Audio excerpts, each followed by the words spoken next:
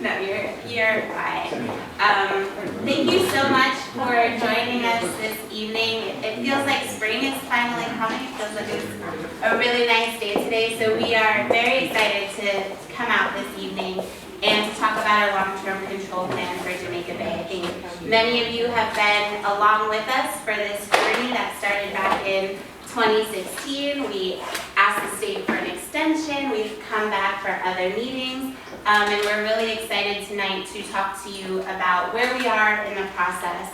And so we'll just go on to the next slide and I'll introduce our speakers.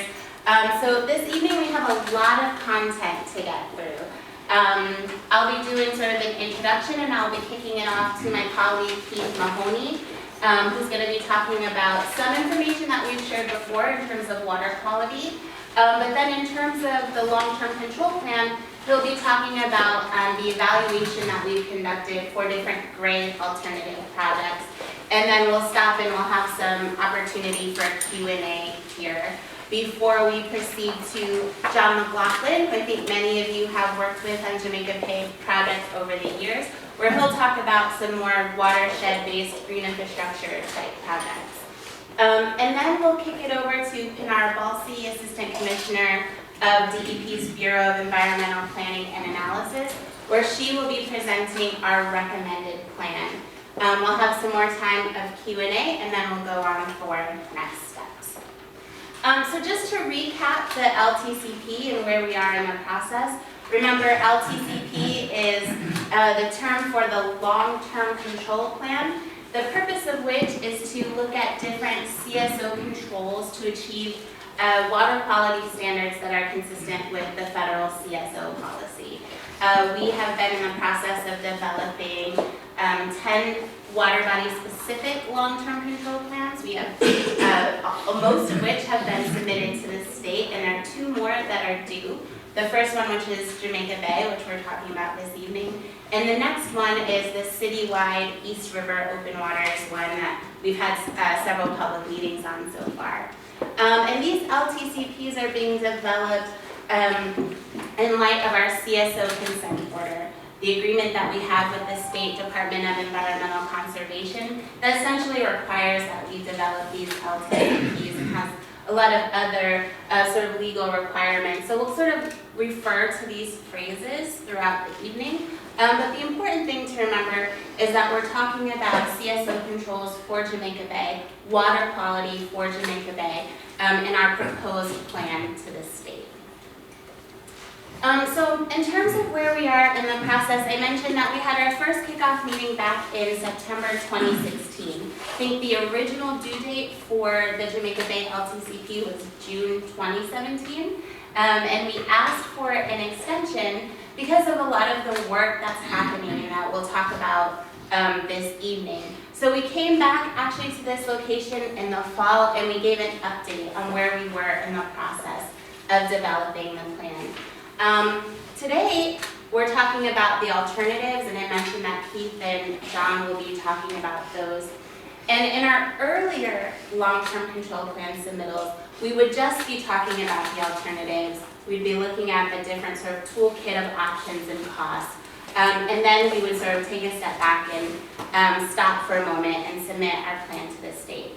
This is actually a really exciting meeting for us because it's our first opportunity to come out to the public, talk about our recommended plan before our formal submission to the state. So this was in response to a lot of community feedback that we had over the years, where folks were asking, you know, how can we really respond to your different alternatives when we don't know which one you're leaning towards? I think you'll see that as part of tonight's meeting, you'll see not only the alternatives that we've evaluated, but also the plan that we think is really the best for Jamaica Bay, partially because it builds on a lot of the work that's been done for water quality improvements in the Bay, a lot of the work that we've done on the green infrastructure front, on the MS4 front, and so we're really excited to share this recommended plan with you and get your feedback before our formal submission to the state in June. So one of the things that that I want to highlight for this particular plan, I mean, we know that Jamaica Bay is this sort of ecological jewel of a city. So many different groups are working on water quality improvement projects for the bay, and also thinking critically about resiliency and the bay's role as we're thinking about climate change and sort of flooding and cloudbursts and other issues. So I want to highlight that one of the sort of foundational elements for the plan that we're thinking through is our One NYC plan, which is basically the city's approach to resiliency planning. One of the key projects or programs that's identified in One NYC is specific to Southeast Queens. And for those of you that joined us in the fall, you'll remember that we talked about how our 10-year capital budget allocates about $1.7 billion over the next decade for a full sewer build-out in Southeast Queens to provide relief for flooding in the Southeast Queens area. So that build-out requires 450 miles of new storm sewers, upgrades of sanitary sewers, and it's really a very extensive project and something that we're thinking through as we're looking at this long-term control plan. So here is a map. I'm sorry that it's not easier to see, but we can share this with you after. That actually shows us the different phases of the sewer build-out, how we used complaint data from 311 to sort of prioritize where construction was taking place, and then how it impacts Jamaica Bay as a whole. So I know that many of you are familiar with the Jamaica Bay Watershed Protection Plan. I won't go into a lot of details about this plan because John McLaughlin will be discussing it later later tonight, excuse me. But one of the things that you'll see, not only through the alternatives that we evaluated, but through our final recommendation, is that we want to build off of the success that's been achieved through the Jamaica Bay Watershed Protection Plan. Think critically about this plan in light of the Southeast Queens sewer build-out and the long-term overall health of Jamaica Bay. And so John and Pinar will highlight more of that towards the end of the night. Over the public meetings that we've had over the last couple of years, we've heard from many of you about how you're very interested in additional green infrastructure, additional ecological enhancements. We've heard your concerns about other long-term control plans that have proposed and were approved for disinfection projects. We know that there's been a lot of questions about flooding in the Southeast Queens sewer build-out and how does that impact the long-term control plan. And we know that many of you are focused on sustainability and resiliency for the bay, for the neighborhoods that surround it. So as we were developing this plan and working together, not only our folks in the Bureau of Engineering, Design, and Construction, but environmental planning and analysis, you'll see that our recommendation really focuses on the integration of all of the different levels of expertise at DEP while taking into account the public comments that we've received today. And so with that, I'll turn it over to Keith to talk us through water quality. Thank you, Kel.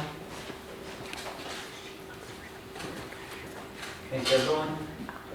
So in terms of the Jamaica Bay drainage area, one of the more complicated drainage areas compared to the other LTCPs. We have 6 urban CSO tributaries: Hattigan Basin, Fresh Creek, Hendricks Creek, Spring Creek, Bergen Basin, Thurston Basin, along with a bunch of other tributaries on the Rockaway side, on the Queens and Brooklyn side in terms of stormwater outflows and things like that. So a very big water body aside from Jamaica Bay itself.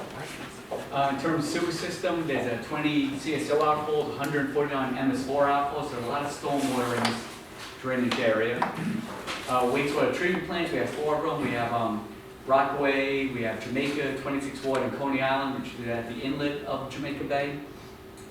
We have 2 existing CSO facilities, Spring Creek and Hattigan Basin.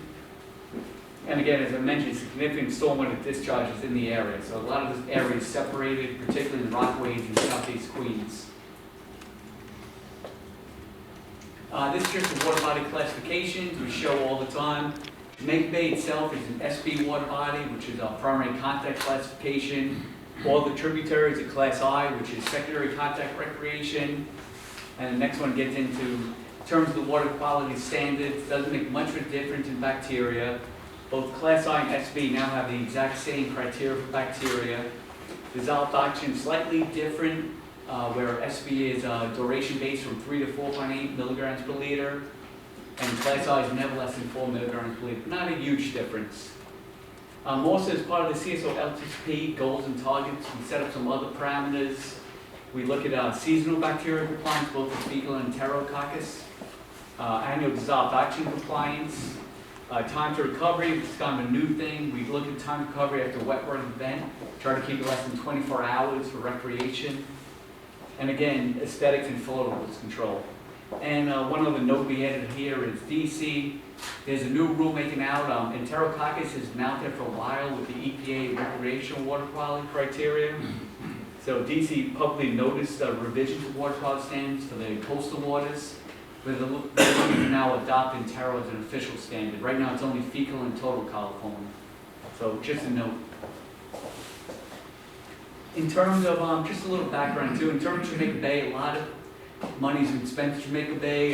This is all the CSO projects. We probably have about $500 million in B&R projects, with 26 water in Jamaica being completed, Rockaway, Coney Island under design and construction right now. But these are CSO projects, so to date we've spent about $1 billion in CSO projects. Some of the big ones, of course, are Packet Basin, Spring Creek was back in 1972, and shows a bunch of the other projects.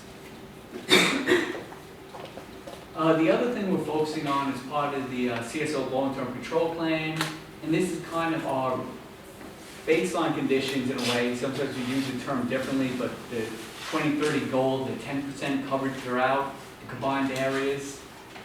So again, we're focusing a lot of GI in the drainage area. This only looks at combined areas. So again, as I mentioned earlier, when you get to Southeast Queens, you get to Rockaways, that's right now all MS4 areas. So that's outside the CSO consent order, but we are focusing on GI and the CSO as part of our baseline commitments. So this gets into kind of the CSO annual overflows, the volumetric overflows per year, million gallons per year. So you look at the pre-water body watershed facility plan, this is basically, I guess, 2003 conditions. You look at about 3.6 billion gallons per year of CSO going in. When you look at LTP baseline, you look it's about 2.4 billion gallons, so pretty significant reduction, 34%. So we're looking to build on that, but that's to date what's been achieved or almost achieved. There's some few projects still underway in terms like Fresh Creek high level sewer separation things, but we're very close at 34% reduction already. This gets into the stormwater. It's something we want to focus. It's a CSO long-term control plan, but again, Jamaica Bay is heavily stormwater influenced, so we just wanted to look at some of this, and this kind of break down different stormwater sources. So total, you're talking, it's very general, but you're talking 18.7 billion gallons per year of stormwater, so much higher than the CSO volumes. A part of that's head of bay for Nassau counties. In a way, you can kind of exclude that. That's also a lot of groundwater, other freshwater sources, but still a lot of stormwater. So you're still talking about 12 billion gallons per year of stormwater. Then we look at things like DEP MS4, so that's DEP's permanent stormwater outfalls. Talking about 6.2 billion gallons per year. A large portion of that is in Bergen Basin. And we also show Jamaica Bay, but that also includes a lot of the stormwater tributaries like a shell bank and other things like that, along with the Rockaways. We then show SW, which is stormwater, and that's a non-permanent outfall. So there are outfalls that aren't permanent, they're not a DEP outfall, so that's another 2.3 billion gallons per year. We have the JFK Airport, another 1.7 billion gallons per year, and that's primarily, again, Bergen Basin and Thurston Basin. Then we have direct runoff, that's just overland runoff, anything adjacent to the tributaries, what runs off. So again, but still a lot of stormwater going into Jamaica Bay and the tributaries. So as part of the analysis, we don't show the open waters. Open waters attainment was very good. We don't show that. We fit 100% attainment in terms of bacteria. So we're really focusing for bacteria on the tributaries. So these are the stations we picked to assess attainment against We had other stations in the sampling program. These are the more critical cells. And when we show the data, you'll see on Bergen Basin and Thurston Basin, that's where we had the lower attainment. We showed two cells that kind of show closer to the head end, as well as a little further out in both tributaries based on the sampling stations we had.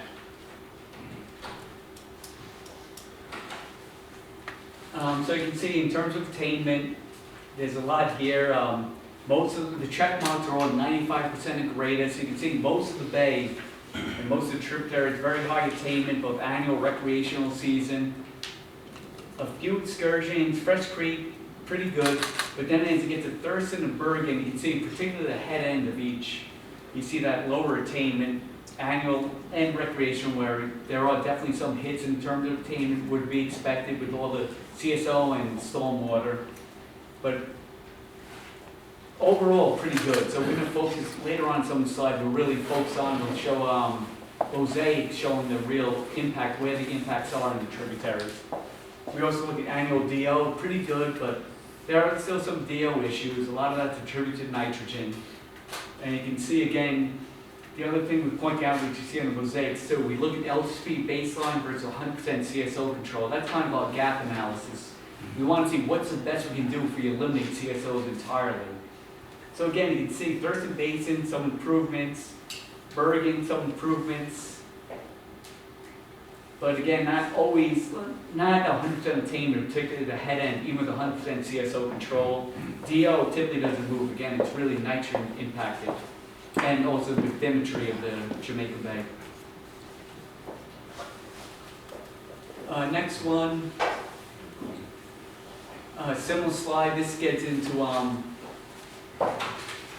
so now we look at Enterococcus. Again, this is an emerging regulation. Like I said, DC is now posted new rulemaking, but it's another bacterial indicator. It's typically a little more stringent than fecal. But same picture, most of the bay does very well with this in terms of the 30-day rolling average. As you can see, 100% most of the areas. And again, it's the same thing, Bergen and Thurston, particularly the head end where we have issues with the attainment. The other one shows the statistical threshold value, or 90th percentile. This one is troublesome throughout the city. This was developed for beaches. Whenever we apply this to a tributary, we typically just can't attain that. It's a lot different. It's a much more stringent standard. So this is expected everywhere. I mean, Jamaica Bay and trib's actually a lot better than some of the other tribs like Newtown Creek and things like that, Hutchinson River. But it's just another thing we look at. Just again, this is not an existing regulation, existing standard, but something we look at when we evaluate alternatives. The other thing we look at, again, not an existing standard, time to recovery. Typically, you have a lot of different rainfalls, so we target for 90% of the rainfalls or less that we want to have a 24-hour less time to recovery. So after it rains, we want to have the public to go back to the water bodies within 24 hours where it's in a statistical threshold where I think it's safe to go, which for fecal coliform we define as 1,000 colonies per 100 milliliters. Same thing in Albany pools. Again, statistical threshold value similar to Entero, so 1,000 is what we use. So you can see as you go down, about 1 inch is about the 90% of rainfall is a 1 inch or less. So you can kind of see the time of attainment. And you see on baseline, there's a few hits. Thurston doesn't quite get there. At least the head end. Bergen, head end. But as you get to the rest of the bay, it's very good. Fresh Creek is borderline. But again, most of the tributaries, and we don't have open water here, I don't think. It's the time to recovery is like an hour or less. So tributaries, everything under baseline conditions are pretty good, except really Bergen and Thurston. This is just another way to look at it. So this is again the gap analysis. Show mosaic, so it's more the spatial extent of the impairments. And again, you can see, I'm really going to focus on Bergen and Thurston. You can see the other tributaries, CSO tributaries from Patagonon up to Hendricks, then to Spring Creek. You see it's pretty good, almost perfect. On the baseline end, 100% CSO capture. But again, when you start looking now at Bergen and Thurston, we see that impairment, this is for fecal at the head end, and it shows it percent of time, so 70%, the red is 70% of the time, I think, or less. So you can see this head end is definitely issues and all. There's no circulation, gets better as you go out, but there's some attainment issues. But then even 100% CSO capture, which is what we started looking at, you see there's really not much of a benefit. You see a little benefit at the head end, very little, and you see a little benefit in Thurston, but not much of a benefit for 100% CSO capture. Next one, we look at Intero. Similar picture. Intero, again, seems to be more stringent with standard. Same thing. Other tributaries look pretty good. You see the head end with the red, less than 70%. A little more in Bergen, a little less in Thurston. But again, for the baseline, not much. Then we look at 100% CSO capture. Again, not much of a change in Bergen. And almost no change in Thurston. So we try to figure out what's the best we can do with 100% CSO capture. So really not much in these two tributaries. Next one we look at is, this typically isn't part of the CSO long-term control plan. We looked at this in other water bodies like I think Hudson River, I forget if we did in Coal Creek, where there's stormwater impactors. We said, let's eliminate the city stormwater discharge, the MS4. So here you can see again, this is for fecal. You can see the same picture for baseline in Bergen Basin. We can see a pretty significant improvement under 100% MS4 capture. And again, this isn't eliminating all the stormwater. You still have the airport, you still have direct drainage, and you still have some of the non-MS4 discharge. But MS4 is allowed in Bergen Basin. Thurston Basin, there's really no CSO, no MS4. So we don't look at the airport impacts or anything, so no real change. But Bergen seems to make a difference. Again, same picture again. We're using Enterococcus as a bacterial indicator. Exact same we showed earlier. And it's almost same here. You see improvements in terms of attainment in Bergen, not quite as good as fecal, but looks much better than the baseline, and no change in Thurston. And actually going back, one thing to add in Thurston, and again, this is a long presentation, I don't want to make it too confusing, which I'm hoping I'm not right now. Thurston, we define all this water coming in there as CSO. In actuality, it's a huge stormwater discharge, but right now the sewers are combined, like they have windows where they mix.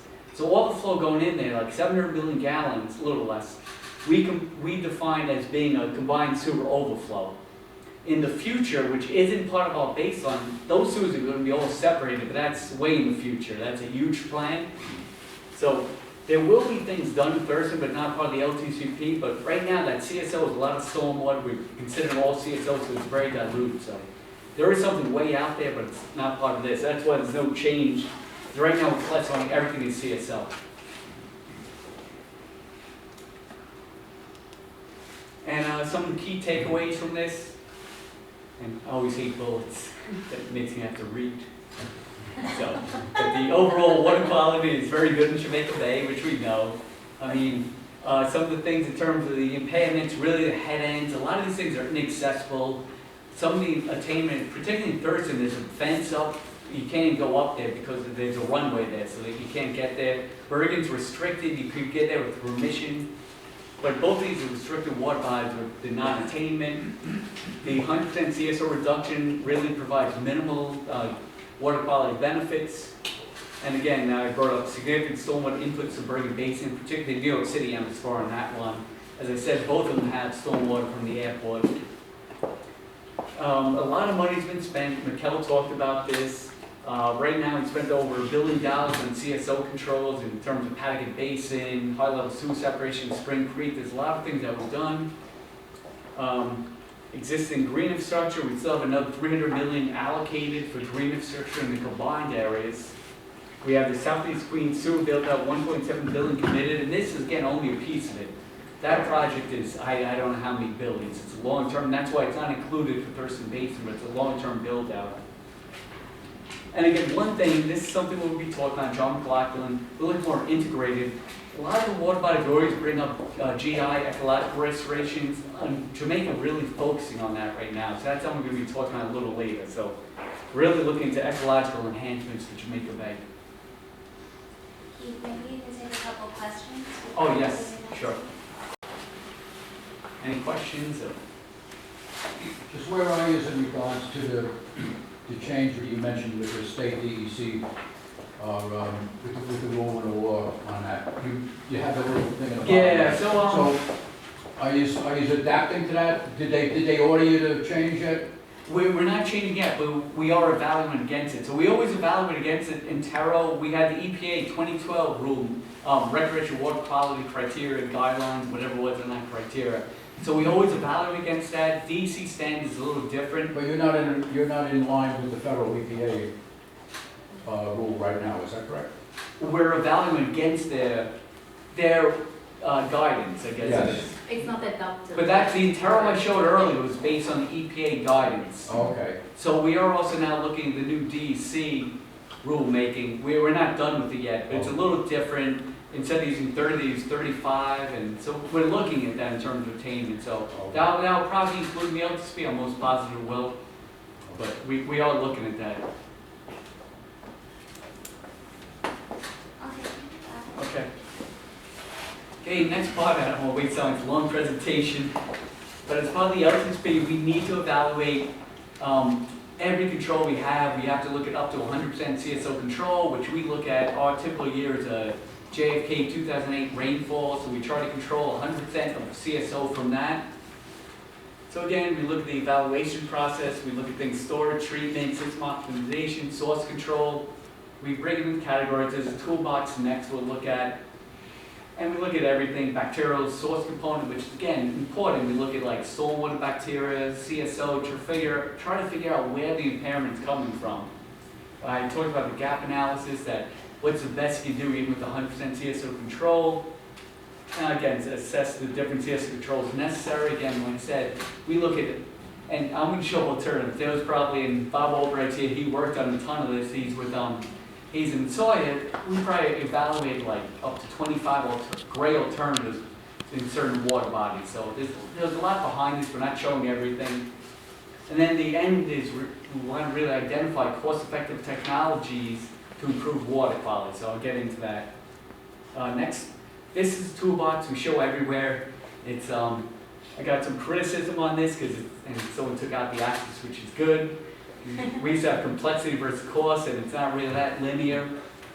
But again, we look at things, source control, GI, high-level storm sewers, separate storm sewers. We go down system optimization, fixed weirs, things like pump station, all the way down. We look at CSO relocation, where we can maybe tip water from a tributary to the open waters or to a different watershed. Water quality ecological enhancements would be a focus on this one. I mean, simple ones: flow control, environmental dredging, mechanical aeration.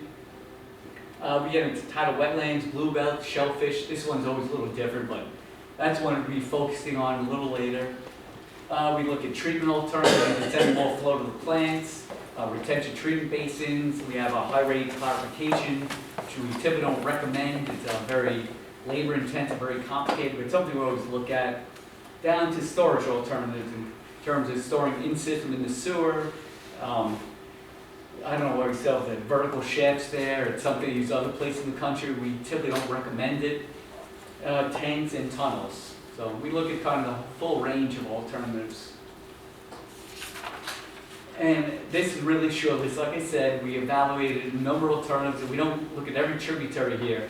But for every water body, we have to look at 25, 50, 75, 100% storage at least. And there's a lot of other ones we look at. But these are kind of the short list things that may have been viable in terms of cost and constructability.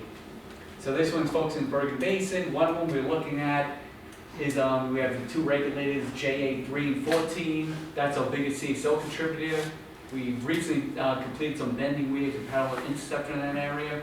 There's still some CSO, so the idea is to intercept that flow, parallel conduit to the plant, a new pumping station to pump it into the plant.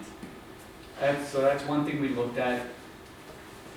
Other ones we looked at for a little higher capture, same concept, interceptor flow, parallel interceptor, but in this one, we would pump it to a dedicated retention treatment basin, RTB. So that would be separate from the plant, a little more capacity, and we get a full 50 MGD there all the time. So that's one. Another one we looked at. And some of the other ones we looked at, storage tunnels. So these are relatively short runs, but pretty big diameter tunnel. I think for these we did soft soil tunnels, which we probably actually had to be here, there's no bedrock, it's so far under, but typically 100, 200 feet under to get away from all the infrastructure, any piles or anything. I don't know what would be here, a lot of it's just really parking. And again, we intercept the flow, same thing, bring it there, and pump station, same location. So it'll be a storage tunnel after the wet weather event, pump it to the plant. So those are really the gray infrastructure ones we looked at. Then when we start getting the water quality, and this gets back to the gap analysis, is there's some benefits, and again, this is looking at the head end of Bergen Basin, not further out. This is right at the head end, BB5. You get some benefits, but overall, your attainment goes up from about a 65% to a, hard to read from here, 75%, but there's benefits, but cost effective, we don't know if it's worth that kind of money in terms of that. And these are, I'm still not too confident in these costs, but it's something I thought about internally. But these are unescalated costs, so, but it would be a huge cost. So tunnels would be probably $1 billion or more, especially compared to other projects we did around the city. So it's a lot of money for this kind of CSO capture. We don't know if it's in a appreciably change water quality for that cost, but we looked at it, and that's why we're here tonight to talk about this. The other water body we're focusing on is Thurston Basin. So some things we looked at here, it's a relatively flat interceptor, runs under the airport. So it's always a bottleneck trying to get wet weather flow to the plant. So we looked at some things about replacing interceptor. Again, pretty big cost and unescalated cost, 900 to 1.2 billion. So it's a pretty big cost. So it's something we looked at in terms of reduction to get all the way up to that 100%. So it's kind of intercept the storage tunnel. And this is again near the curb, not the best near the curb, without many points. But there weren't many low-cost alternatives here. We looked at some, we're going to relook at, but a lot of low-cost alternatives changed the hydraulic grade line in the intercept and tube system. We were just worried everything's so low-lying about flooding, so we kind of dismissed those. We're still going to look at them, but we just don't want to recommend them right now. So at this point, so far from the plant, we really felt more comfortable with those larger CSO tunnels and all, which we thought were more constructible. So again, it gives you that $1 billion range. That's kind of what was retained. We're still looking at this, but again, no appreciable water quality improvements. And again, this is the head end right at that security gate. And I'm handing this over to John. Any questions? I'm sorry. Do you have any communication with JFK Airport, just a wild, out-of-the-box thing, about them decommissioning any of those storage tanks over there that have reached their useful life because they may be leaking, where you could use that as your pump storage capacity in those tanks, and water doesn't make a big difference if it leaks out as opposed to jet fuel or something like that?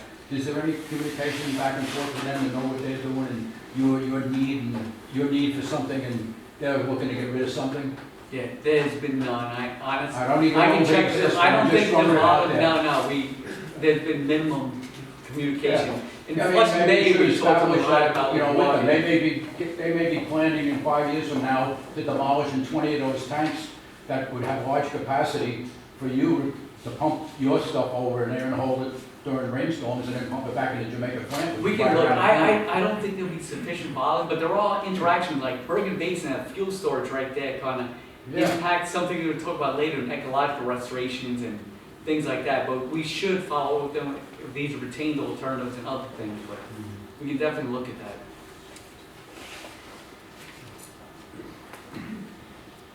Thanks. Oh, thank you, John. Glad you're here. Thank you, everyone. Yeah, I guess everybody came to the task force meeting last night. Dan was telling me there were 70 people here, last night, so a little disappointed, but that's all right. So for many of you, this is simply Ecology 101, but for those who it's new to, I'll explain some of this. Going through some of the environmental benefits of certain elements that we like to use. Just dredging, I mean, obviously, if you remove dredge material, that helps to reduce odor, reduces the organics, which helps the benthic habitat. Also dredging then increases that tidal prism, which will increase tidal flushing, which helps to improve water quality. And then that's simply results in a more healthier system suitable for habitat for fish and other wildlife. Next. And this now, I don't want to imply that rib mussels is a restoration, because we all know that rib mussels are plentiful in the bay. So this is just using it in a certain capacity in water bodies that are extremely challenging to either do wetlands or some other elements such as berg or thurston. They do have similar filtration rates as oysters. Some papers in fact say more. Yes, Dan? I don't want to interrupt you, but they are in a decline in Jamaica Bay, and we should think about reestablishment. Okay, no, I didn't want to give the impression. Yeah, we're losing a lot of rib mussels, and so anything you can do to. Okay, and then that's good to hear. So no, they come with the same filtration capacity, Yes. but they don't have the attractive nuisance issues that oysters do. Right. I've never tasted a rib mussel, or actually never tasted a blue mussel for that matter either, but I understand they don't taste so good. So that's a good thing. And they are just good candidates for nutrient bioextraction in highly impacted urban water bodies. They feed on a wide range of particles. Unlike oysters, which feed in the roughly in the 30 to 50 micron range, rib mussels feed in the 3 to 5 micron range, which is bacterial size, so they're very good at filtering bacteria out of the water column, in addition to very small algae. And this is actually being seriously looked at within Chesapeake Bay as a tool to improve water quality, because you can only take gray infrastructure so far. And this, using natural systems to take you to the finish line is a good start. And that photo there is actually, that's our pilot rib mussel effort within Fresh Creek. That's placed in the center of the channel where rib mussels typically wouldn't be. They'd be on the edge of the marsh, a little further up, but they were intended to be put in the center of the trib, so they'd always be within contact with the water, doing as much filtration as possible. Looks like some dead rib mussels over here. You get over here. And what I noticed is that when the marshes die off, that's when the mussels die. They have nothing to hold on to. But with the new marshes that we're creating in there, and even the one by the West Pond when it was open there, boy, the spot came back and the mussels came back. It was certainly open Yeah. to that. Any place where you have a good base of rib mussels, you have good marsh. Yeah. And I was just out today doing a test on a spot that I have out there in regards to it, and we have about a 1-inch growth so far, which is about 2 weeks behind for the Spartina alternative flora, mostly because of the cold water that we've had so far this year, and the less sunlight, but it's just starting to come. But in the mussel beds, that's where it's coming out, right out of that. And don't forget what the mussels excrete plants need for nutrition. So it's a perfect setup there. So anything that we can keep going on with mussels and marshes. No, I'm pleasantly surprised to hear that. And easier than oysters. And easier than oysters. And then, we should keep that in mind anytime we do wetland restoration, Yeah. that they go hand in hand. We do rib mussel with the We wetland. haven't been talking about that in the past, but let's get it on the table now. It's on the table now. Okay. What about all the hard shell clams and the razor clams and the soft shell clams? Are they good filters? Oh, no, they are, but they're, And this bay hasn't been, it's been closed since 1920. right, but there's still, that's an attractive nuisance issue with the hard clams. The rib mussels are, they're the power horse of this type of filtration without the attractive nuisance issues. So it really is a good tool. They're on the surface where you can manage them better, instead of being under the ground. Right. Unlike the oysters in our climate, they're subtidal. Here, mussels are intertidal because they can tolerate the cold winters. It's a pretty high range, too. So, Where do you get your mussel fat from? for this, this particular one was relying on natural recruitment. However, I would not recommend that going forward. This was installed in 2012, and it took several years to get something established on the material.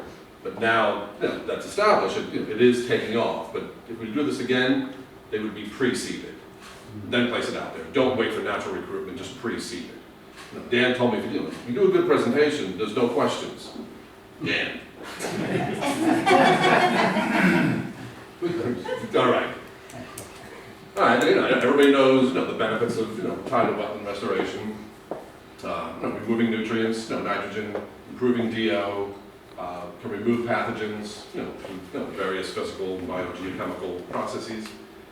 We do have a project in Alley Creek. It's obviously not in Jamaica Bay, but a specially designed wetland that is specifically being monitored for pathogen reduction. There's a lot of research that, if you look at historical wetlands and tidal streams, there were first order, second order, third order streams. All these fingers going in. So that greater channel surface area that comes in contact with vegetation helps remove the pathogens, remove nutrients, so it's like greater surface area. We intend to go into construction, just waiting for permits from DEC and the Corps. But that should go into construction this spring, and we'll get some data from that. That's going to be key, because we all know intuitively wetlands improve water quality, but I defy anybody to give me a quantification of that. Surprisingly, no one's actually done that. So this project Alley Creek will be the first attempt to actually quantify those benefits. We all know this, it's perfect habitat for juvenile fish and other marine organisms. Recreational and educational opportunities, it's all aesthetically pleasing to have those systems there. That as opposed to a sea of frag is so much better, or a sea of mugwort is so much better. So just the aesthetic value is also important. Okay, then most folks know the Jamaica Bay Watershed Protection Plan. The first plan was issued in 2007. Dan was actually an advisory committee member that was advising the department on the development of the plan, including the strategies. So thank you, Dan. The document is still living. It was intended to be a living document, adaptive management, always being improved and fed with new information. There is an update due to the mayor and the city council this coming October, which we'll be working on that shortly. Folks who know me and have seen me give presentations before, I always include this slide. And it's important to keep in mind, when Henry Hudson was going up a body of water, because it wasn't called the Hudson at the time, his view was what was on the left.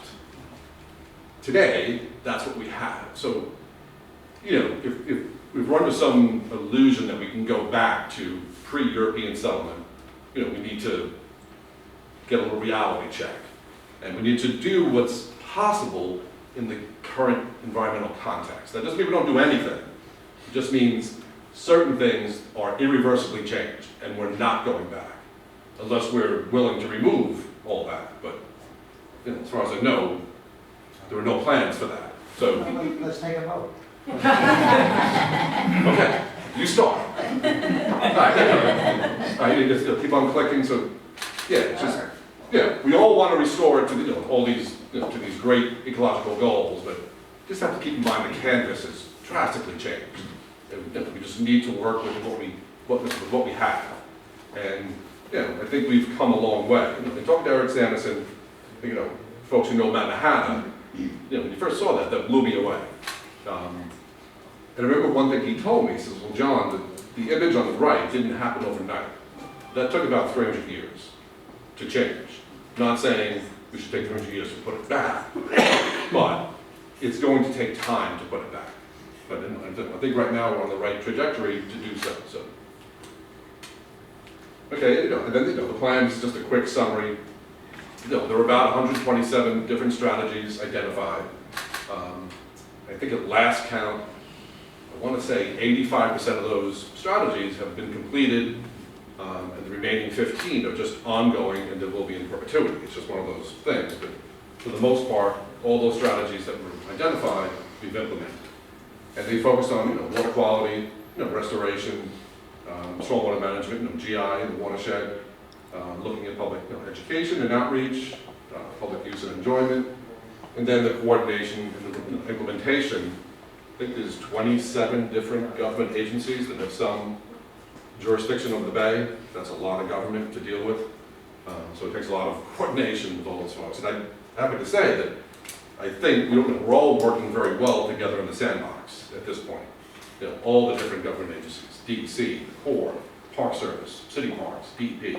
So I think we're all reaching that nice little plateau. As I mentioned before, the document was meant to be a living document and just provided an adaptive management approach to understanding and resolving issues of the bay today and in the future. And then also, I don't understand Adam gave a talk last night, but we intend to work with the Institute to develop the October 2018 plan. In the past, that was more of a reporting out of different pilot projects we were doing. But as I mentioned, 85% are done, so that format doesn't quite work anymore. So what we'd like to do is hold a series of workshops with the community, stakeholder groups, get input from them, what they would like to see. It's kind of more based on the San Francisco Estuary Institute document that they do. It's a little more user-friendly, less verbiage, more, I wouldn't say more photos, but it's just user-friendly. And then, we'll have another symposium coming up in the fall as well. That's part of the requirement of the plan. Okay, so this is hard to read, and that could be a good thing. That says the bay is full of dots and work we've been doing. There's about 26 different efforts we've done over the last 10 years, totaling about 32 million. That's just city money. We've parlayed that with other funding sources, such as from the Corps, our funding, and other sources. That number is probably well in excess of 125 million. Total construction. I mentioned about the wetland research that we're doing elsewhere for DO and pathogen improvements. Also, as part of the watershed protection plan, we said we'd make Jamaica Bay a no discharge zone. About 8 years ago, we petitioned EPA with the paperwork to get that designation. And for the past 8 years, Jamaica Bay has held that designation. And we maintain 3 boat pump out facilities in the bay: Rockaway, Coney Island, and the Hudson River Yacht Club. And then also the New York, New Jersey Baykeeper has a mobile boat unit that goes around the bay. So with those 4 facilities, that was enough to convince the EPA to give that designation. But there's some of these dots. I mean, oysters and eelgrass. But as little as 10 years ago, we wouldn't even consider, putting these in Jamaica Bay. However, water quality and other conditions have improved to the point that at least now we can begin to evaluate those. That's a key milestone.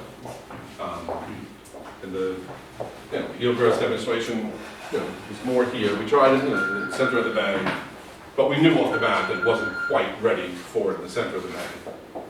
But the ones we installed just west of the Marine Parkway Bridge, sorry, I have allergies, Marine Parkway Bridge, did very well. And I think it was in 2012, there was actually a bumper crop of blue mussel spat settlement up and down the East Coast. And blue mussel spat lands on the eelgrass blades, and they were just totally covered with blue mussel spat. They were completely on the sediment, covered in all this spat. Had the contractor go out and literally take each blade, take their fingers and remove the spat. The following week, they were covered again. And the folks know blue mussels, that's indicative of very good water quality. So it's kind of ironic, it's good water quality that did us in with that. One day I was walking on Plum Beach and there were tons of eelgrass. I've never seen eelgrass before. This was a year ago. Where it came from. No, but it is in the region. It's in the Conic Bay. Yeah, I know, but this is Plum Beach. No, Yeah. I had, Oh. it was washed up, it was all. Well, it's very possible some of our remnant plants are still there, you know, I mean, we haven't looked in a couple of years, but it's quite possible that enough of a seed source or rhizome source was enough to keep it going. So, we'll have to, we'll look at that. We know where those spots were. It wasn't growing, No, no, it's just dead. it was washed up, it was waxed along the. We can go back and take a look at that. This is just one time. Also, another pilot we have is an algal turf scrubber, and all the harvesting within the bay, which we think is still a viable option in some cases. And from that recovered algae, as far as I know, it's the only algae that was converted into biofuel. I have a liter sitting on my desk. We thought about burning it, but that was not a good idea because I won't tell you the cost, but it was rather expensive to get there, which is why no one's done it, but the proof of concept is, well, here they haven't done it. But the proof of concept is there. I think that's a viable tool, perhaps 5 or 10 years down the line. That also, that helps with nutrient extraction, and you can produce fuels from it. We have a larger, much larger oyster project in Heather Bay. The earlier projects were the size of postage stamps, about 150 square feet, which really didn't, again, it was more of a proof of concept. This one is a half acre, and in order to test, we all know they grow very well. The problem is we can't get them to recruit. So the one in Heather Bay is about a half acre in size with different substrates.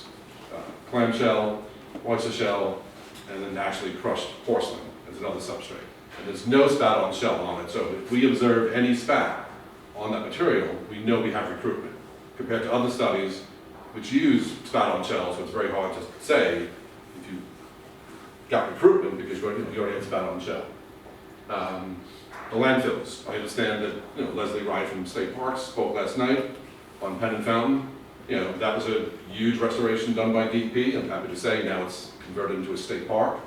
So there's a lot of work that's going on in the bay that we wouldn't have considered a long time ago.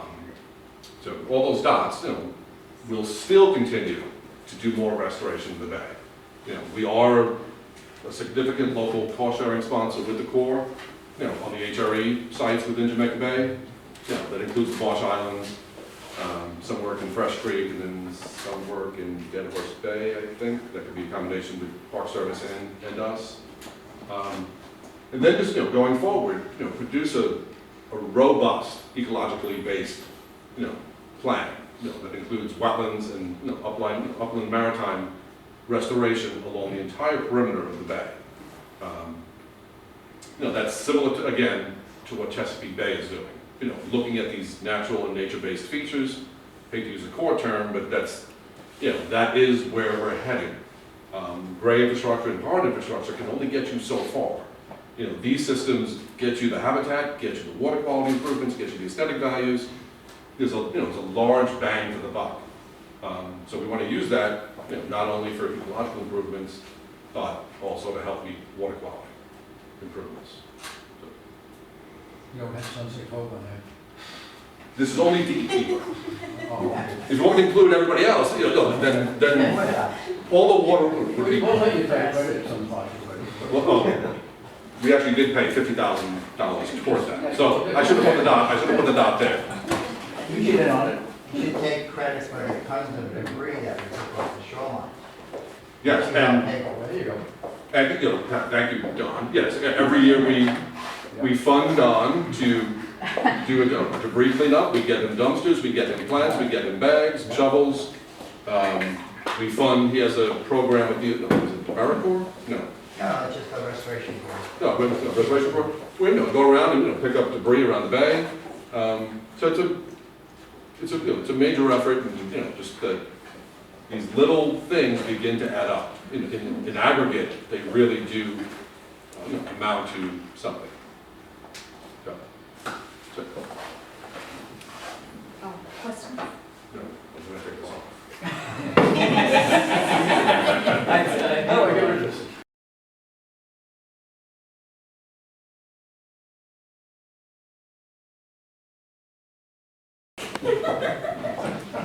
Damn, next time I'm just putting you on the agenda.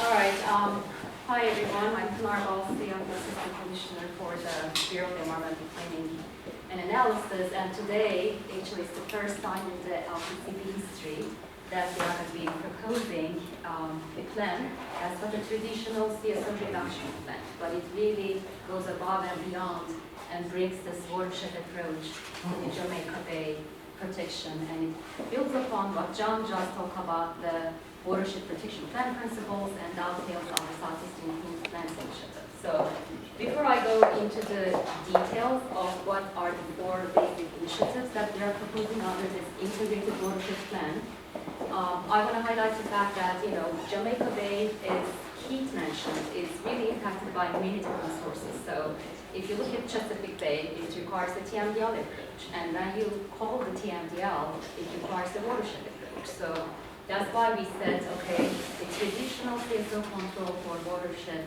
of like Jamaica Bay is not going to be made it holistic. You really go and find additional parameters, additional controls to bring the necessary improvements, not only for water quality for the bay, but also for coastal resiliency. So we identified 4 major areas under the integrated watershed plan, which we are starting with the green infrastructure, our first pillar first. Looking at the watershed, the first in Bourbon Basin, we have seen there is significant amount of stormwater contributions coming from those basins. And we have done a great deal of GI implementation in the CSO areas of the city, but we shall yet to start those area-wide approaches in the NS4 areas of the city. So this first proposal is really bringing this green infrastructure thinking and expand it to the first and Bourbon Basin of the NS4 areas. Then we are extending that green print, and I would like to highlight that, when we talk about green, we always talk about the watershed green. But you highlight the fact wetland restoration is actually green. It's the treatment green. We shall get to quantify what is gained out of the pathogen reduction, but it's there. Chesapeake Bay have done a great research on what is the reduction for the nitrogen, what is the reduction for TSS when it comes to wetland restoration. So we believe adding additional 50 acres and pushing this green footprint from the watershed to the bay perimeters, as John mentioned, is a necessary component of this watershed plan. Then, what else is next? This is definitely not enough for the bay. We said we really need to rely on those biological restorations. The mussels are an important component. It's not only the biology in the bay, but also it can be used as a biological extractor of the bay. So we said where the mussels are the most needed. John had done the research. We said Bourbon and Thurston are great areas for increased mussel restoration. We came up with this 7 acres of the mussel restoration, but we would like to work with you to really identify the necessary areas of these additional restoration in the following workshops that Mikhail is going to be announcing after I'm done. And lastly, the last piece, we said, environmental dredging is important for the bay. We already know there are some areas that are in need of environmental dredging, so there is a proposed location which we thought would greatly benefit from the dredging, not to improve only DO, but also provide those additional habitat for future restoration efforts. But there's, again, we would like to really dive deep and convene a stakeholder working group to identify where is the best areas for environmental dredging in the bay. So now I'm going to explain one by one what I mean with each of the initiatives. The first one I mentioned is the GI is the watershed first pillar. Expanding this green infrastructure is important for the bay health because it really targets the pollutant at the source. And that's instead of relying on the end of the pipe controls, which we only put one structure at the end of the pipe, this distributes the pollutant reduction throughout the watershed. So we have done this very successfully in the CSO areas, and we shall get to apply the same concept in the MS4 areas. So we thought putting new area-wide right-of-way contracts is the first way to start with in the Thurston and Bourbon basins. Then we are going to add the second layer, targeting our great partners, which we can establish in the CSO programs, the schools, the parks, the housing authority. We even extended now to NYPD and fire department. So we have great public partners where we can bring the right-of-way GI to more on-site projects. Next slide. So just to give you this conceptual map, currently where we are doing the green infrastructure, as Keith mentioned, we have around 300 million investment in our account that we shall get to spend, but we are putting area-wide CSO contracts in those blue areas, which we are calling CSO areas. Now, under this new proposal, we would like to extend that green footprint to the Thurston and Bergen Basin. Additional, it's around the ballpark, again, 250 million, 300 million. It's not a cheap plan, and it's somewhat comparable to what Keith has just proposed to you under the gray alternative. But this really distributes it. It doesn't concentrate on only Bergen, it takes it to the Thurston, and it distributes it to the watershed wide. And that is important for us because we are doing the sewer build-out. As you know, in the future, most of this watershed is going to become separately sewered areas. So now we are short-circuiting some of our future requirements by pushing this money under this plan of additional $250 to $300 million. Rather than waiting many, many years until the sewer build-out is done, let's do it and bring that resiliency and water quality treatment to the bay in these areas. Next slide. So John talked about it in great details, but the next three big initiatives that we would like to bring that green footprint, as I said, to the perimeter, which is additional 50 acres of wetland restoration. This is separate than Marsh Island restoration. John made sure that I should highlight that. This is additional money, and you know, we don't have a particular area where we would like to build, but that's where we would like to get your feedback. Where is the additional 50 acres makes the most sense in terms of both water quality treatment? Right in front of my house would be. We'll take that into consideration. All right, so then it's coupled with the rib mussel restoration, 7 acres. As I said, Bergen and Thurston, we thought it would be a good place because of the recreational restrictions in those water bodies. It cannot be recreationally used by humans, but it's going to be a great habitat for mussels. So that's why we thought that those are the two areas that we should really start installing these rib mussels, those two basins. And then ending it up with the environmental dredging. Again, that's potentially going to improve the health of the bay in terms of dissolved oxygen concentrations. So the Bergen Basin, head end of the Bergen Basin, we thought it could be an area, but we are not bounded with that area. We would like to bring your feedback. Where is the greatest bang for the buck in terms of environmental dredging opportunities in the bay? Next slide, please. Okay, so just to give you what we are proposing here, this is the wonderful bay. As you can see, instead of concentrating in one Thurston Basin as a CSO only control project, we thought additional $300 to $400 million could be better spent if you distribute the money around the watershed. And that's not going to improve the water quality alone, but it's going to really bring this coastal resiliency into the bay. And most of your experience after the Superstorm Sandy, the bay was a mess. So we thought additional wetland restoration, mussel installations, and diving deep of how we can really benefit from this holistic watershed approach under a long-term control plan. We thought it will go better spend public money on the bay instead of the end of the line controls alone. So I already mentioned most of those benefits, but my background is watershed planning, and we have done that very successfully in Everglades. Northern Everglades Protection Plan was one of my first. Then I have done the Everglades Restoration Plan. So we said, you know, when I came to New York, where is the watershed planning?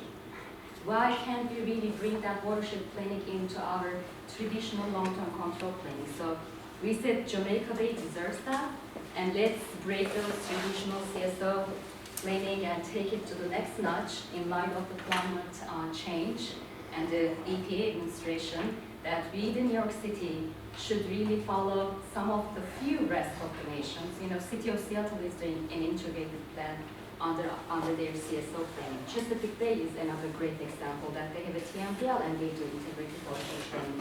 So we said, why the New York City should have to wait?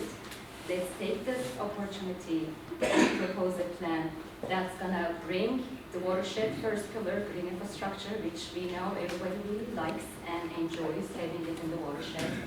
It protects against flooding, coastal resiliency, water quality is definitely in the mix. It's a driver, but it's not the only driver under this watershed protection plan. And finally, it is habitat for wildlife. I mean, you know, if you go out, that's all it is for the day. It's the wildlife, it's the habitat, it's the ecosystem restoration, and we said, let's build the watershed protection integrated plan and propose that our long-term control recommended plan to the state. So it's of course up to the state if they decide to approve it, but with your buy-in and support, I think we can do it together. So, any questions? Come on. Quick, you go back to the slide before that one. I've always wondered, in Bergen Basin, this piece of land across from the airport, I believe DEP owned. And Is that was turned over to the Port Authority. We don't know, actually. I think that's, who's here? We look at Oasis maps. Okay. If you go back to when Marilyn Gelber was the commissioner, she It's told one of those me weird, no one knows who owns it. that DEP owned it, Yeah. but she allowed the Port Authority to put some parking Okay. inland on toward the Bell Parkway area, but that the other area was to be left alone. But I see they're kind of encroaching in that area. Yeah, we looked and I think it's still Port Authority. We have a few areas like that. Some of them we have 100 at least is Port Authority, so they're still in control, but yeah. Just saying. No, there's a few properties like that. It seems every property we want, it's either sanitation or Port Authority.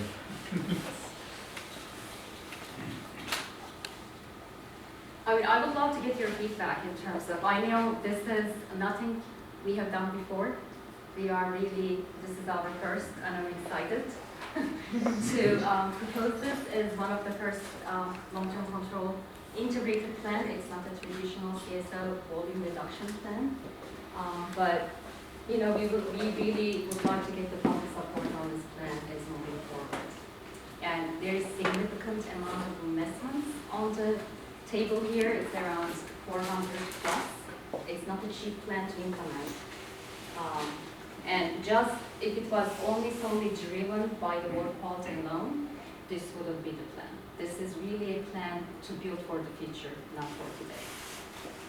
Can you go back to the green stormwater infrastructure? Yeah. I don't really understand how the funding works. The map, the GIS. This one. So is this separate money? The So 300 yes, million? no, 300 million is part of our 1.5 billion commitment under the existing order. And that's for the CSO district? That's for the CSO, but we don't have this in our account. This is all new proposal. If we get the approval, that we are gonna go and ask is a new need, which doesn't exist, this money. And so is this CSO, under a CSO now, you're converting that to separate storm sewers? We are calling it an integrated plan, and this part of it is MS4 and some is stormwater drainage areas that we don't have any contracts yet.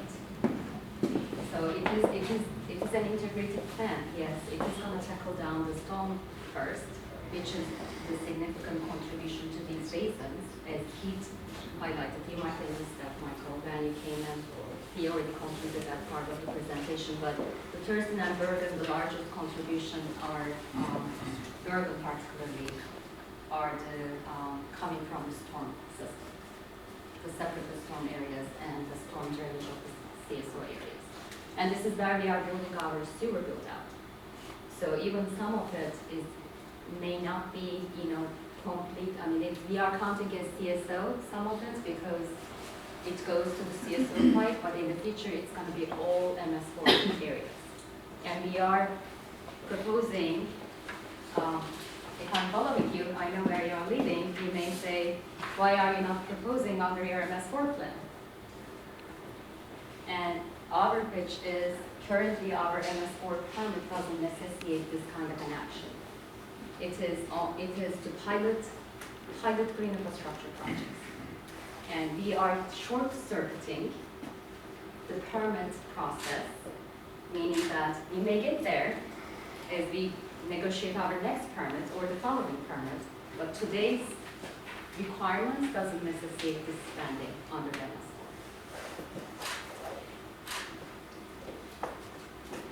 Does it make sense?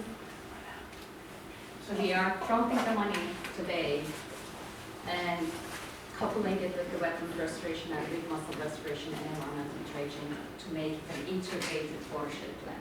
And I mean, you might have heard City of Seattle done the same thing, Chesapeake done the same thing, There's one other community in Ohio, which really surprised me, is the first one. I can't remember the name of the city.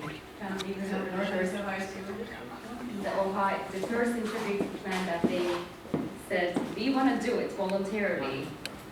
I'm gonna get back to that, but it was a one. City of Oberlin? I think so, that's it, yes. And that's what they have done, similar plan under their CSO plan, fronting the money before, because they identify those are the significant drivers for water quality. But here, we even went above and beyond that, and we brought the wetlands and reef mussel restoration into the watershed.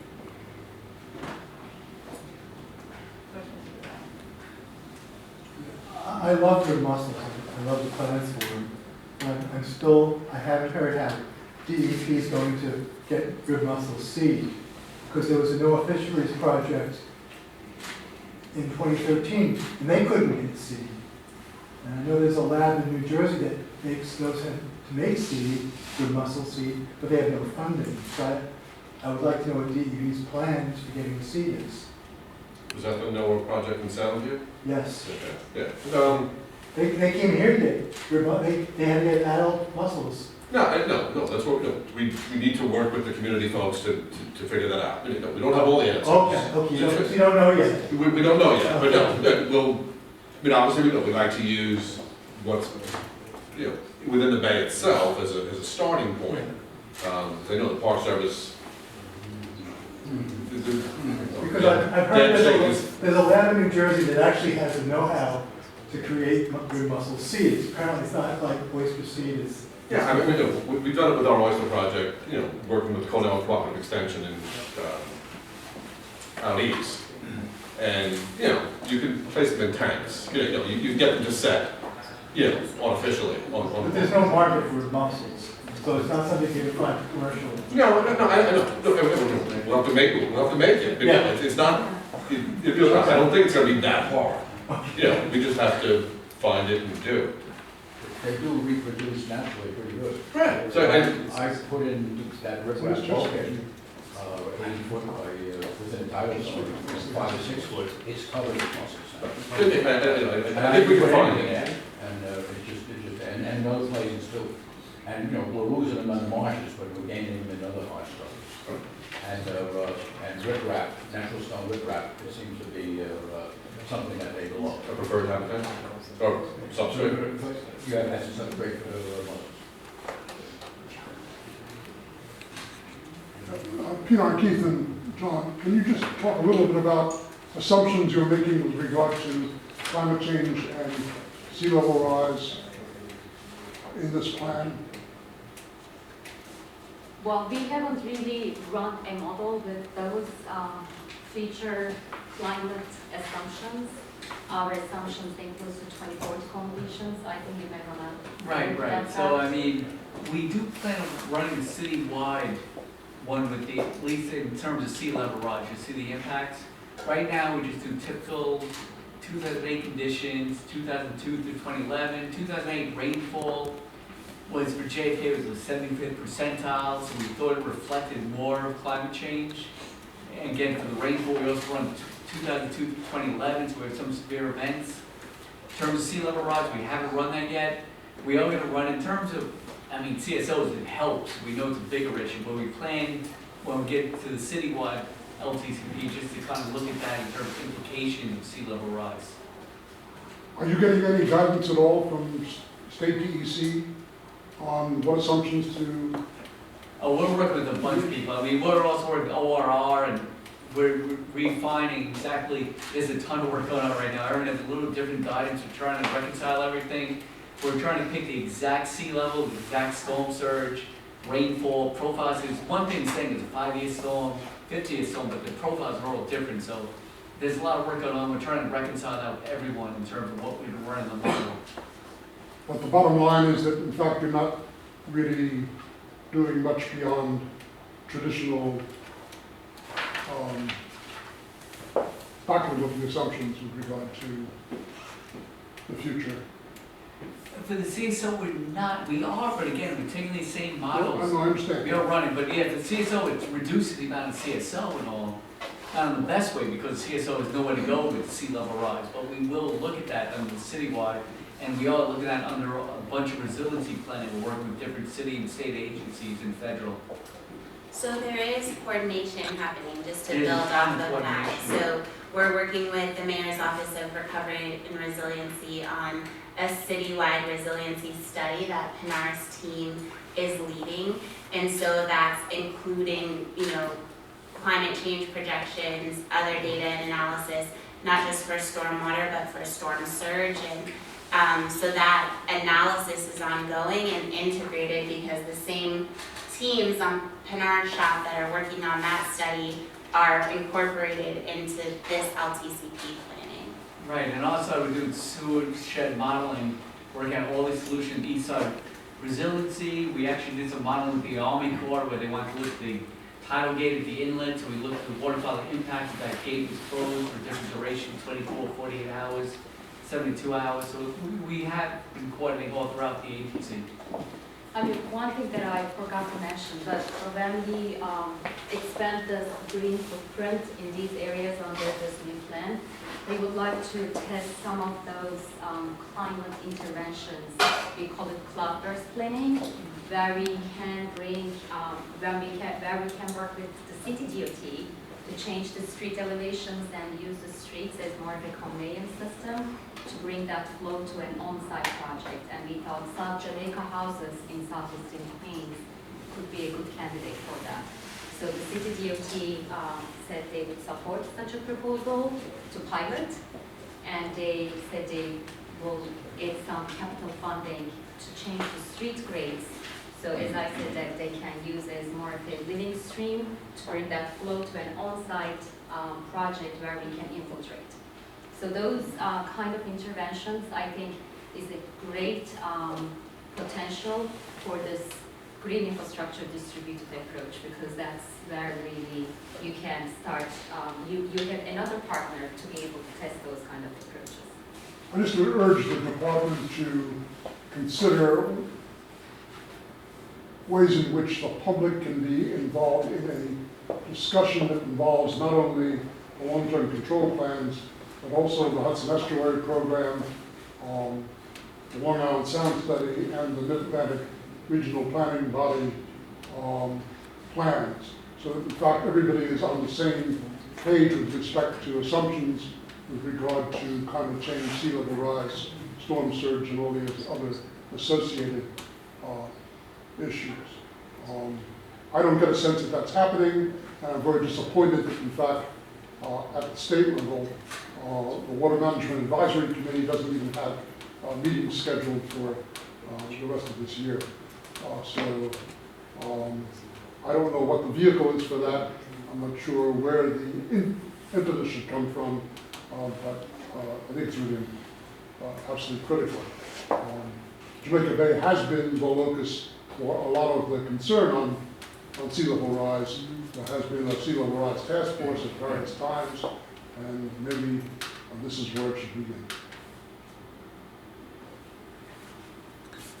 So I'm sorry, the MS4 in New York City and the CSO are new enough, and now we're sort of combining them to an integrated plan. That's doubling the complication for me, making me unable to understand this. So, will any of this be credited towards the MS4 requirements? There is no, as I said, there's no Nothing that you requirements have- now.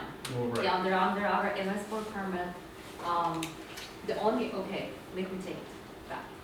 So under our existing MS4 permit, right, when the long-term control plans determines stormwater is a significant contributor for non-attainment of the standard, which in this case, then that water body becomes a priority water under the MS4 plan. So the only thing we are going to do under our swamp plan in upcoming one, if this plan gets approved, if this long-term control gets approved, then this puts this water body as a priority water body, which then we only need to do pilot GI, just pilot GI. So it could be one school pilot, and I say, I met my MS4 requirements by piloting the GI. Then I'm going to wait until 2021, 2022, when I renegotiate my existing permit. And during that time, it's, it's going to be a negotiation, and it doesn't, in the future, it may not even require, because I still have other provisions in my permit that I can still meet to the maximum extent practical. That's my goal. Under the MS4 permit, there is no TMDL for this water. I am giving a TMDL watershed plan under this approach versus waiting 2022, go through the negotiations, which I may not propose this again because there are other requirements that I can still meet to the maximum extent practical. What I'm seeing here, I mean, the 245 to 209 million is a significant investment. That would Plus be, the wetland restorations and other. and that would go towards fulfilling the LTCP requirement. Okay, so under the I consent think order. take your traditional thinking of a CSO LTC. Okay, put that aside. Okay. Okay, so, and look at this water body and the contributions coming from different sources, okay, and the existing attainments. So it's key to highlight it, that we are meeting all of the water quality drivers, which is the pathogens under the long-term control plan in these water bodies, except only the heads of the small head portion of the Bergen and Person Basin. That's where the restriction is, or that's where the non-attainment is happening, right? And if you look at these water bodies, okay, if you say, you know what, I don't really care about the watershed approach, I'm just playing, and I really want to drive this planning only for the water quality attainment alone, but these water bodies are restricted. There is no public access in terms of recreational use. So you cannot kayak, you cannot swim, you cannot do anything. It's restricted. There's a fence, the other is you may get shot. So what we are saying here is we can be pushed to put a tunnel to reduce the remainder of the few CSOs until the sewer build-out is done, because then when the sewer build-out is done, the CSO is not going to be the problem here anymore. It's going to push it to the stormwater. Or you can look at this watershed as a watershed holistically and start building the first frontier in terms of the GI expansion and expand that green print to the bay and protect the bay perimeter with additional wetlands. So that's, it's not a traditional CSO plan. And I understand you're struggling because we haven't really proposed this in the past. It's the first time we are proposing a watershed approach, as I said, in a long-term control plan box. And you may like it, you may not like it, but we thought, as the DEP, looking what we heard from the stakeholders in the past, this bay doesn't require a traditional CSO plan. We should go above and beyond that. And we should really take off that hat, put a new hat, and look at the watershed holistically. What do we need for this watershed? do we need more source controls in the watershed to put the check mark? It's the source pollutant source control, check mark, that you are attacking the pollutants at the source, expansion of the GI. What else is needs? The second layer, I have to look at my perimeter wetlands. They are decreasing intensively because what John mentioned, the urban build out, we are losing wetlands in this watershed. So that's my second parameter, that I am enhancing those wetland restoration and adding additional 50 acres, which is a lot of acres for this watershed, a lot of acres. Then I'm putting the third pillar, which is my biological extractors. I mean, Dan mentioned that we need additional rib muscle restoration. And then I'm concluding it, okay, that's not enough. We shall look at the dredging. That is another great watershed BMP in the toolbox that we should take advantage. And trust me, it wasn't easy to bring our engineering team on board with this proposal, and they struggled as much as you did, Michael. But this is what we thought holistically, this is what the bay needs. It is not a traditional CSO plant. What's the time horizon for these? And this is what, if you get the buy-in from you all, what we would like to do next, which I told Mikkel, we should get together in the next couple of weeks and dive deep into terms of the timeline for implementation. When are we gonna put the area-wide contracts out? Can I rely on existing contracts, get the early point started in terms of design? I mean, when I say GI, it's really, it doesn't happen overnight. I mean, it's still, we have to go to design it, we have to put the construction contracts, so that's a great question, really. I think we need to sit together. What is the time frame for this? What is the time frame for the wetland acreage? How are we going to distribute that acreage around the base perimeter? Where are we going to start first building the wetlands? How are we going to do the rib mussels? Where the seeds are going to come? So if you all agree with us on this proposal, I think our next step is to have a focused meeting with the stakeholders. Some of you may say, do the GI as a separate, I'm only going to engage you on the rib mussel installation. So we may put 3 different focus groups together and then start diving deep into the implementation and the locations. This is a conceptual, I mean, I know, when I say area-wide saturation, we are like, we saturate the whole area, like block by block. It's nothing left untouched when we do the GI in the watershed. But for the wetland restoration and the rib mussel restoration, I think we need to sit down and dive deep which trust can benefit the most. Where is the environmental dredging needs to go first. So those are the details that has to be ironed out, but we cannot do it alone. We need you to be on the table and work with us and come with a implementation timetable before we propose this to the state.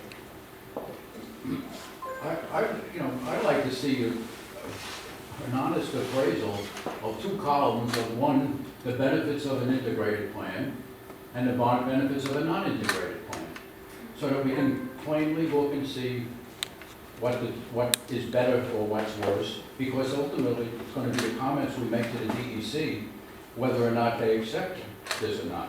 So in order for us to make an intelligent decision, I think it has more to do with the comments that are going to go to the DEC, because if they're all negative, then you're not going to get your integrated plan. Right. And so far, you haven't shown me anything that's going to sell me on an integrated plan, because I haven't seen the opposing view of the benefits of if we don't do it, and the loss of the ability to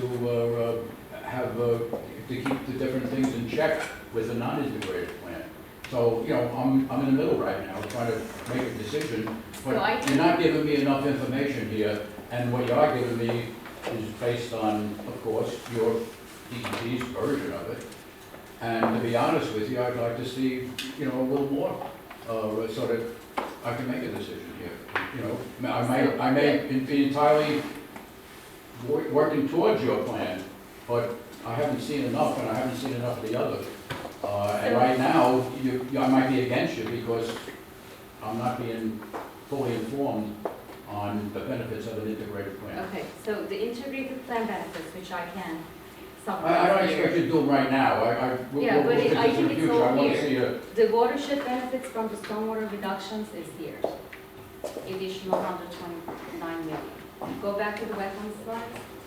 Those, the 50 acres, I mean, this is other GI. So the GI implementation coming from this plan is 129 million. The 50 acres of wetlands plus the mussel and the environmental dredging, I cannot quantify in terms of the modeling because we don't have those sophisticated models to come up with nitrogen reductions of the 50 acres of wetlands or pathogen reductions of the 50 acres of wetlands. and that's what they're gonna want to see. Yeah, but quantitative it results. doesn't exist. It's just, I'm just saying, that's what they're gonna be looking for. exactly, I mean, it is our challenge with this integrated approach in terms of how do you, when you put a tunnel, you say it's 20% CSO reduction because you can model that. But when you put a wetland in a water body, there is no tool to simulate this, simulation capacity of the wetlands in terms of pathogen reductions. Well, some of that can be quantified. For pathogen, if it's driven by pathogens, it's very hard to quantify 50 acres of wetland restoration converted to the water quality. I think John has What I did there, in terms of the rib mussels, That you can do. yeah, looking at a low, medium, and high density, Right. using the 5.2 liters per hour, whatever it was. Right. Yeah, we know the volume of the tidal exchange within those trips. But- Based on that density, we can turn over the entire volume within the trip Hmm. with those different densities. Yes, oh, yes. So, every day, the entire water column is filtered in that trip. Right, in that particular one, yeah. Right. So we can look at the delta of the bacteria reduction. And Keith, maybe you should go back Yeah, can you to go back to the the- gray alternatives? Because I Yeah, think it that is. shows the, And what's the spending comparison? Yeah, I mean, some way for us to compare these, some document or something. And now I know it's hard Compare apples to apples, compare it's, Yes. It's not apples to apples, that's the problem. Yeah. As close as we can get to that, I think would help us evaluate this, obviously. And it sounds amazing, don't get us wrong. We like creative Yeah. solutions. We Right. want them to work, we want to optimize what we're doing here. We want you to do all the above, everything that you just said, we want you to do all. So, So the person, right, they then, you wanna, yeah, again, I don't think we can answer the questions right now. I mean, we're Right. still working on water quality. The main thing is trying to figure out how we model the mussels. I mean, we show that like all this money we'd spend on CSO reduction, we get a marginal benefit. Again, this is a head-end, inaccessible portion, so when we talk about the integrated approach, we're talking about the entire watershed, so the GIs, all the other tributaries. I mean, we're focusing the MS4 in this area, but it's, the marshland, we're not talking about here. We don't want marshland, I don't think, near the airport. We could, we probably want to avoid that with the FAA and things like that.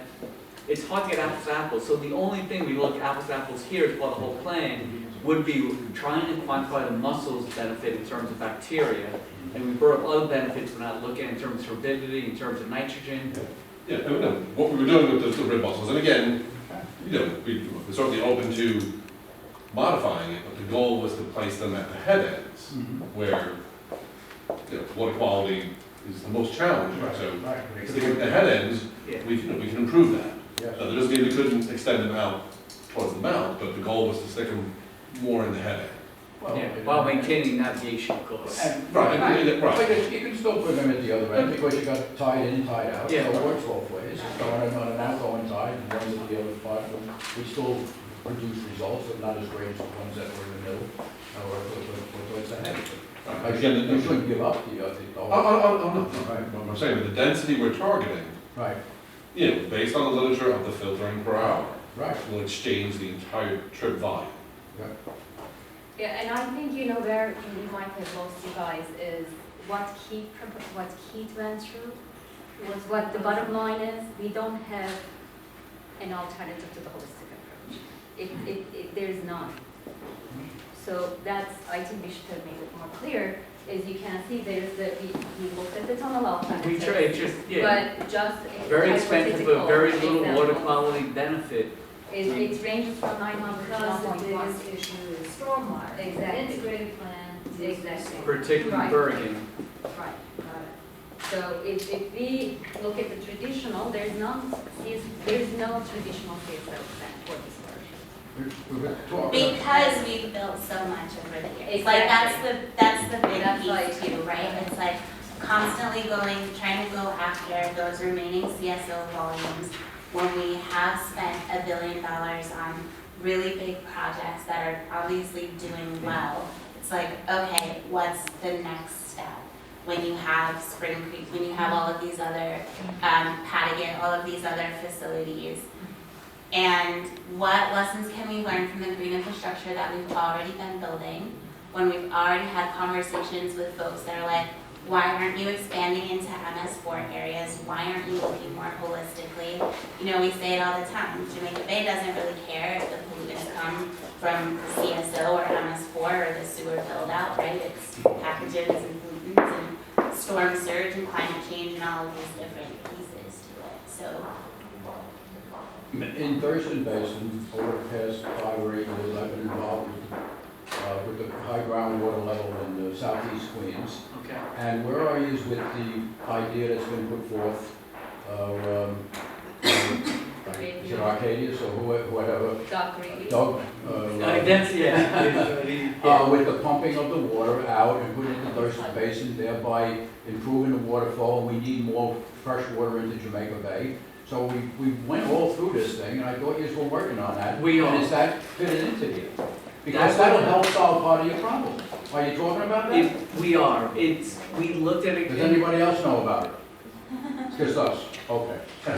I don't know enough details. I talked to Doug a bit. I know, like, there's already some freshwater flow going into Thurston. There's a pond that goes through Yeah, the but floor of the we're talking about barrels. increasing that to reduce the Right. ground level to prevent the flooding in the basements of southeast Queens. to Based solve on that our problem. preliminary, the water quality is not a huge benefit in terms of pathogens of flushing. It's only a few million gallons per day, but Well, and we don't have much coming in except Yeah. for sewer plant. Sewer gets, no, I know, it's So more any than what's there additional now. input, especially into Bergen Basin, Yeah, a little bit in Bergen Basin is a big help as opposed to a little bit anyplace else. And that combined with some of the other stuff, but it's not figured into your plan. it isn't. And the full sewer build out isn't either because it's too far out from a long-term control plan. Or again, I just think you might be missing something. Thurston in the future, but we can't commit to the schedules right now. Thurston, where we show all these CSO reductions, I don't know the time frame. Say 50 years from now, there's not gonna be CSO anymore because it's gonna be fully separated or very Yeah, low of course, CSO. yeah, So that part of that. this would all be a lost cost if Right. we invested now and took 20, 30 years to build a tunnel and then 10, 20 years later it's separated. But some of the stuff that you're working on now is already on the drawing board that's gonna come to projection within the next couple of years, I would imagine. We kept that in, but it Money's been doesn't, appropriated and stuff for it. it doesn't help right now because it's the long-term build on Thurston. So we have the 1.7 billion, a lot of that's in Thurston, some's in Bergen for the new storm sewers. That, you don't get the full separation till the whole project's complete. Right. So right now, there's like 3 phases of planning, there's a future 3 phases, there's Laurelton high-level sewer separation.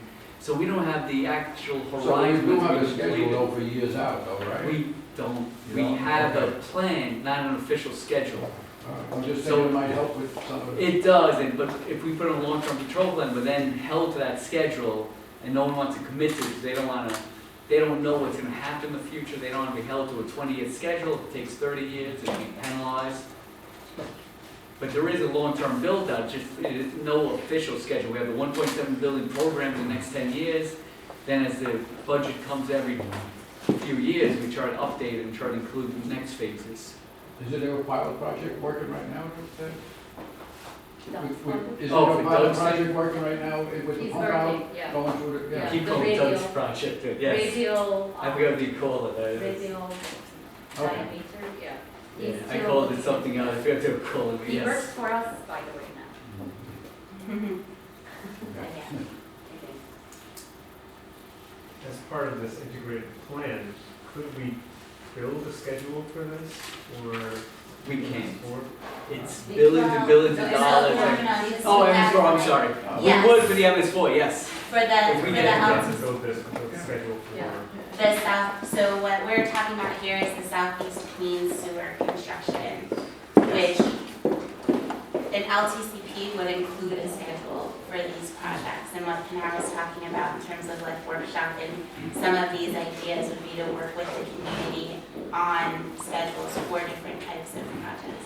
What we're talking about here is the Southeast Queens, that $1.7 billion plan, having a mayoral and city council schedule as opposed to a state DEC schedule. So there's schedules. Good. Well, there's a hearing next week. with the There, city and council. I mean, I think that's like a perfect transition. There's a hearing next week on Monday. Obviously, city council is really passionate about Jamaica Bay, and these are the questions that they're asking us, right? What are your plans for resiliency? What are your plans for community involvement? What is your Jamaica Bay LTCP going to say about water quality improvements beyond CSO reduction, right? And so, we're looking at their comments and obviously talking to them and lots of others about this proposal as well, because we think that this answers a lot of those questions in a way that we have not yet been able to do so.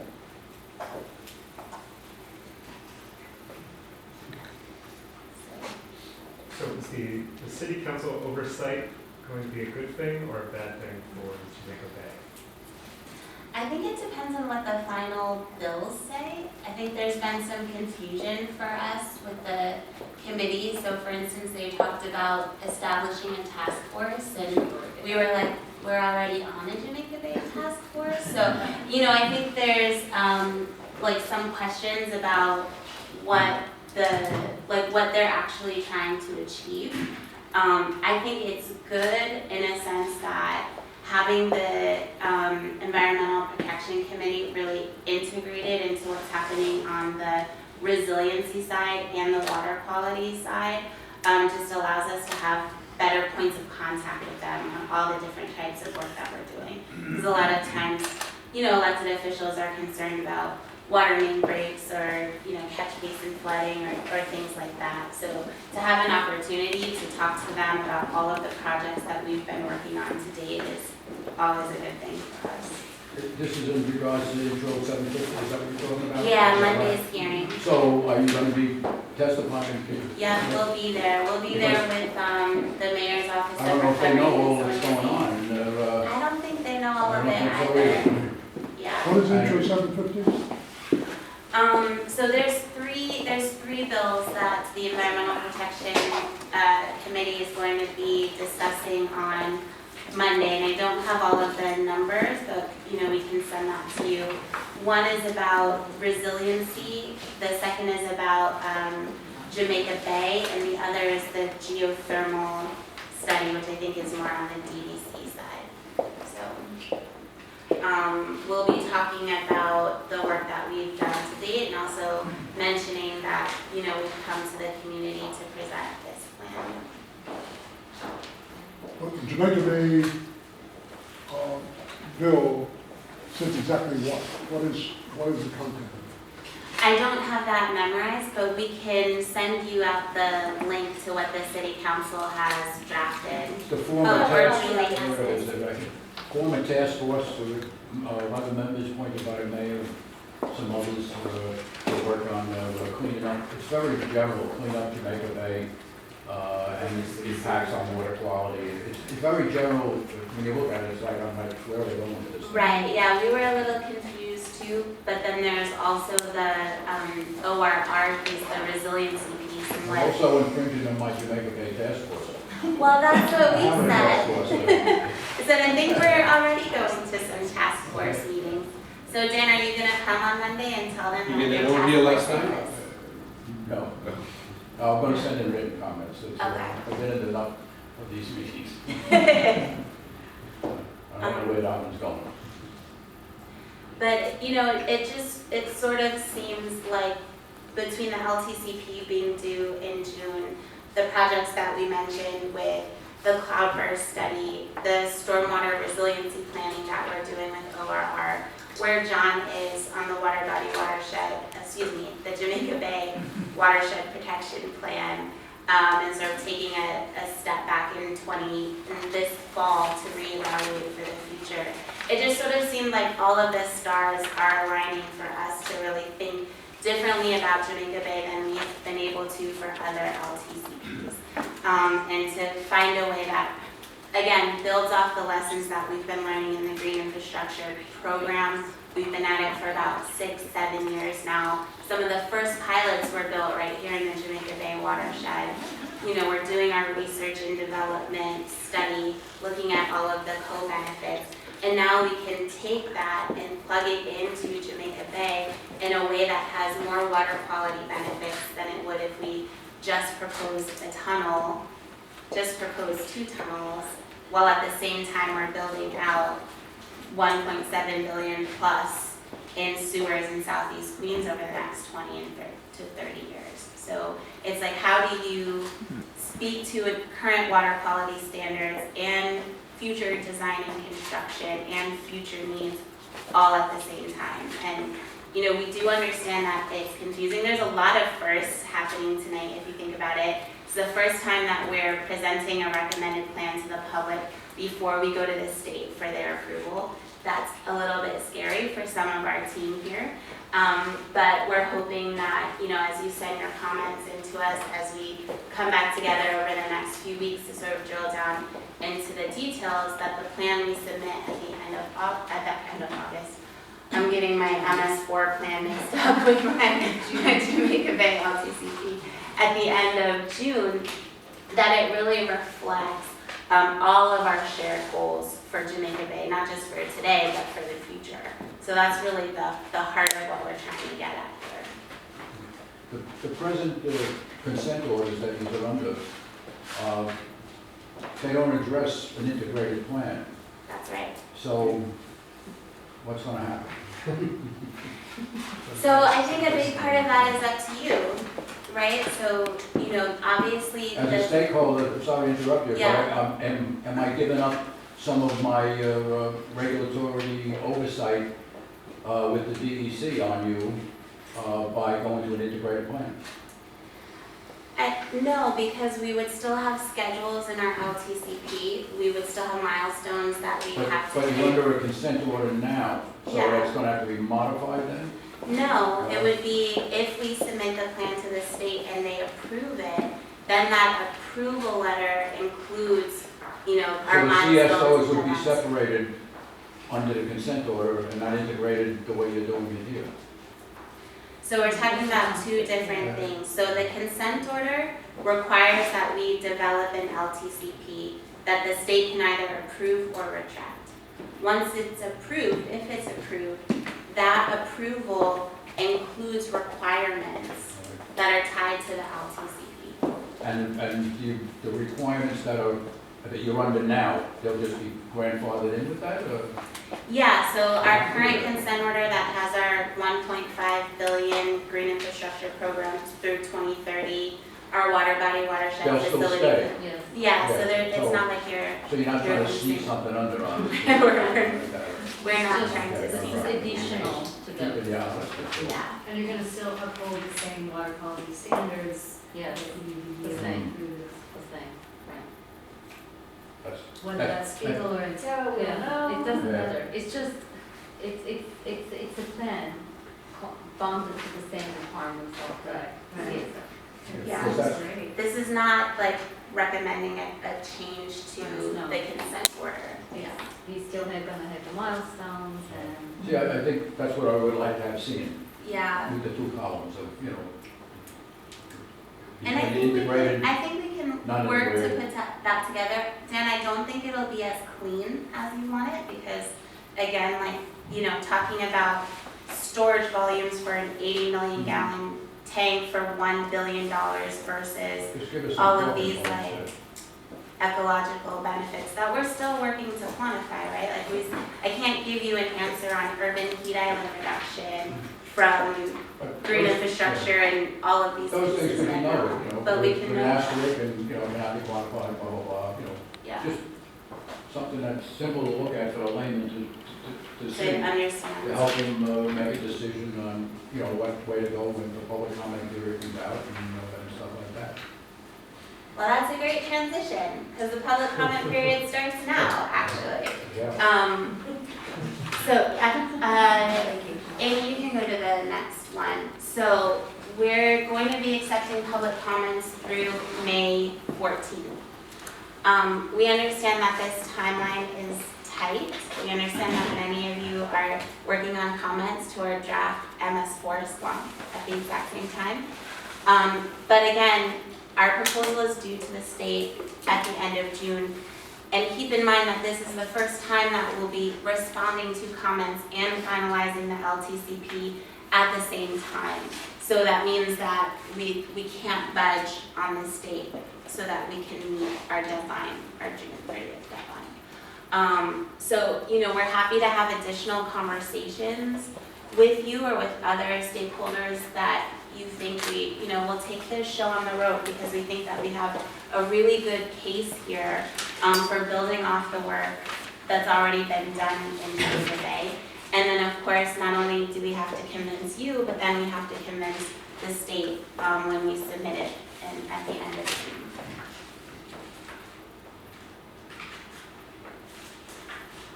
Any other questions? Yeah. Yeah, I'm just kind of confused.